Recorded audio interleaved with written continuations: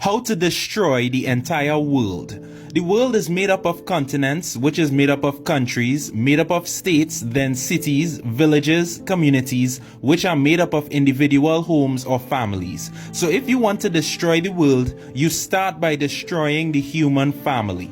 Now, God's design of the family is God, who is the foundation and source, the father, who is the provider, protector, and disciplinarian, as well as teacher, the mother, who is the nurturer, caregiver, emotional support, and teacher, and the children, who are the offspring. The children are the future of the world. So the first step in destroying the family is to remove the most important person, God. You do this by removing God from the education system and pushing the agendas that there is no God, the Bible is outdated, science is fact, God is fiction, and whatever else nonsense people believe these days. The next step in destroying the family is the removal of the father. This step is much easier now that God is gone. You see, because godless homes produce young adults with a morally corrupt lifestyle. Slack, godless women go about giving up their womb to multiple men outside of marriage. Weak, godless men go about creating children that they have no intention of fathering. This usually results in what we call single-parent households, most of which the mother only remains and the father is excluded. Fatherless homes proliferate fatherless homes, and now you're left with an epidemic of broken family units, with no God and no father.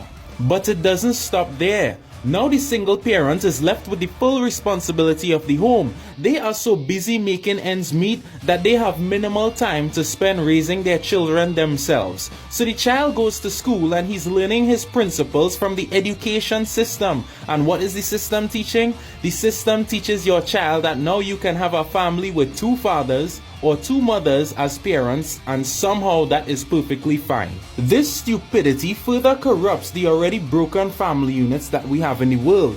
Now you're left with homes that have no God and no father. Some have no mothers. Some have two mothers, two fathers. It's a complete mess. Now the result of broken godless homes is that it produces morally weak offspring.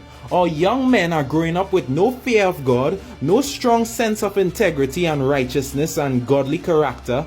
Our young women are growing up with no sense of chastity, no humility or loyalty, experts in manipulation, and the list goes on. So these faulty, misguided youths evolve to become corrupt politicians, fraudulent judges, unethical policemen, ruthless criminals, dishonest businessmen, greedy pastors, all who pollute and dismantle our communities, states, and nations. Now you have a selfish and cold world where no one loves or respects their neighbor, everyone fights for themselves, family becomes enemies, close friends backstab each other, nobody could be trusted. It's country against country, nation against nation, mankind divided against himself and destroying his own race.